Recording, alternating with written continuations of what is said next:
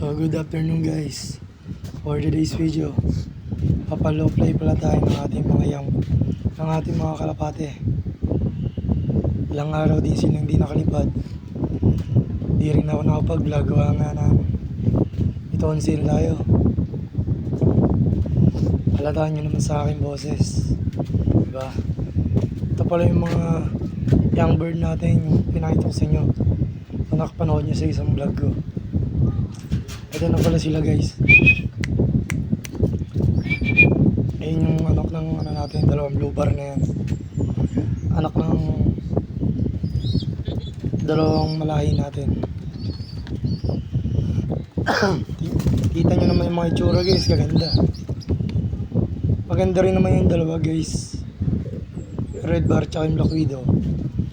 Problema nga yung bulutong kaya pumangit. Yan pala si Homer guys, tsaka si Babalu. Kita nyo naman. So ito pala yung dalawa guys, nilipat ko kasi dun sa malaking kulungan ayaw nila umitlog. Di ako pinapalo ng itlog. Kalahati na yan guys, di pa nangingitlog. Umitlog sila kaso oblong, liit. Kaya tinanggal ko. So ganito guys, papalipad na tayo. Time check 2:45. Sakto last stress, papakain tayo. Dito papaliparin na natin sila. Kunin natin isa-isa. 4 lang pala papaliparin natin muna guys. Kasi yung isa nare-recover ko pa. Bali 5 dyan guys. Isa ay bali ilan ba? Yung ano dyan, yung 4 batcher. 4 dyan yung mga yung pinapalipad yung nilipat ko ng kulungan. Iba ay Romonda. Kaya 4 lang guys kasi isa nare-recover natin. Ang pauwi natin ng Lucena. Siya lang yung bukod dangin nagkasakit. Pero sinama natin kasi hindi man nakakahawa. So yun guys, pinaronda na natin. Yan na guys. Palipad tayo. Ito pala yung nanay tatay ng blue bar. Yan sila guys. So ito na sila guys. Silipad na sila. So yun na guys. Panoorin nyo muna yung follow play natin. Kung gaano katagal sila lumilipad. Nahigit ano din yan, 30 minutes. Ngayon lang tayo nagpalipad ng ganyang oras. Gawa nga yan guys, videoan lang natin paglipad nila.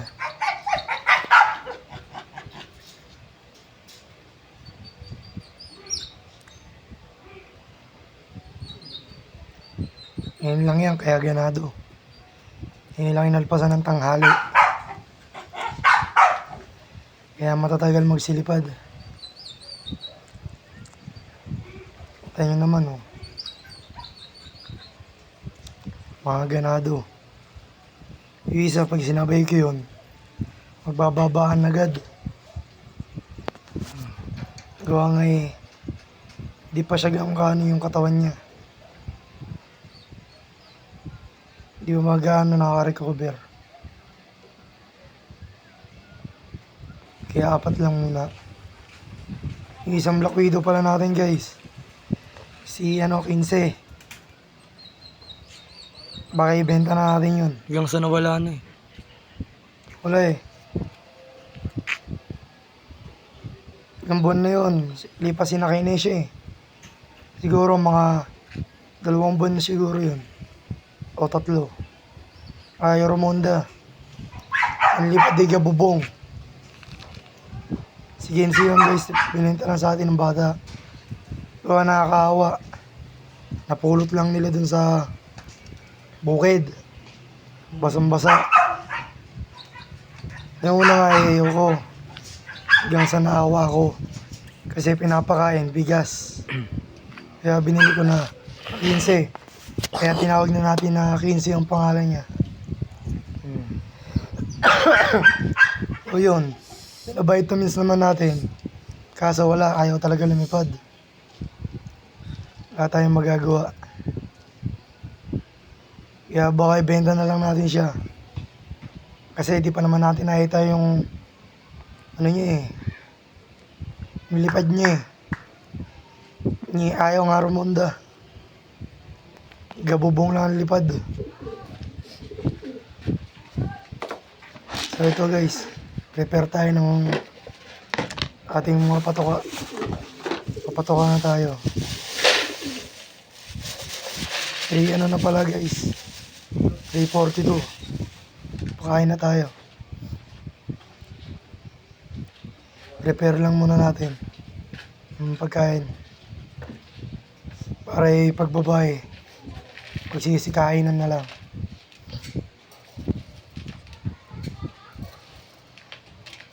Yung isa pala dyan guys, nasa paso. Kaya pala apat yan, dun niya sa young bird natin. Hapon niya yun, kaya marami tayo magpatuka. Sa umaga, unti lang. Sa hapon, marami na.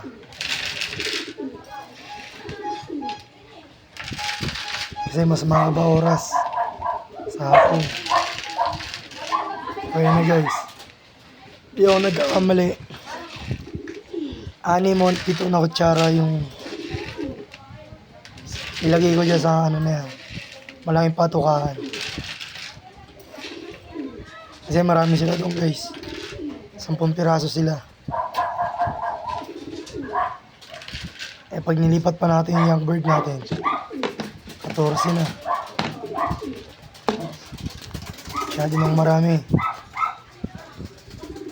Tapos nandiyan pala sa atin si Boss Nelo Matunog. Ina pala sila guys. Nagbabaan na. Pakain na natin ng mga salatag bird natin. Yan sila guys. Pakainin na natin. So yun nga uli kay Boss Nelo Matunog. Nag-PM pala sa atin. Nangangayaw na siya mag-ibon. Gawa nga, hindi niya na maruga. Gawa nga laging busy. Busy na siya lagi sa trabaho. Hindi niya na naalagaan ng ayos.